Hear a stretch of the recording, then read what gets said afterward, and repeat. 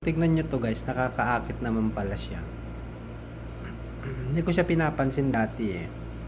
Kasi nung tinikman ko, yung may nilapag yung kasama ko sa bahay, inilapag niya 'to. So ngayon hindi kasi ako mahilig sa mga instant na mga kinakain lalo yung mga ganito. Hindi po kasi ako mahilig.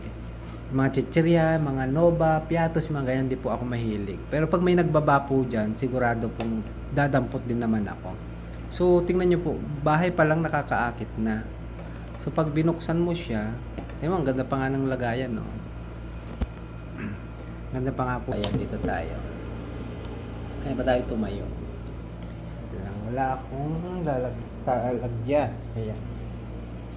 So, hindi ako mahilig sa mga ganitong makakain. So, binabasa lamesa ng kasama ko sa bahay. Tingnan nyo guys, oh.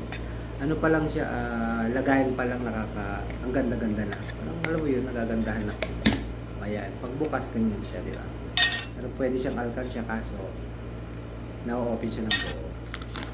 So ito pa lang laman niya. Wala siya, ito lang laman niya. Nakakakit. Hindi ko pinapansin sa store kasi akala ko naman mga pabango, mga ganun, pan-design. So bubuksan natin. Kasi natikman ko sa kasama ko, sabi ko, ay ano to, parang, or natatakam lang ako kasi may kasama. Kasi mas masarap diba kumain may kasama. Nakikitikim. Ayan. Ayan, pasintado po sa mga ano dyan. Sa mga natitikman. Ching! Woo! So ayan, ang laman niya po pala ay stick o nga siya. Ang sarap niya.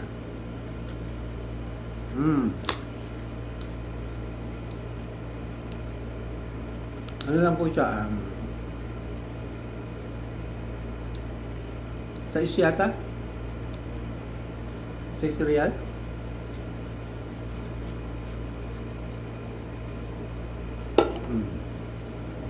Vanilla. Nung hindi ko pinapansin kasi akala ko mga kabango, mga ganyan. Ilalagay sa kwarto na para may amoy. Pero natikman ko sa kasama ko, ay, mas masarap nga talaga pag may kaagaw pa.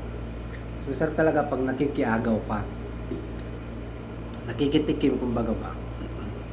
Parang sa mga jowa, may jowa, tinitikman pa na iba. Uy! Joke lang po, joke lang.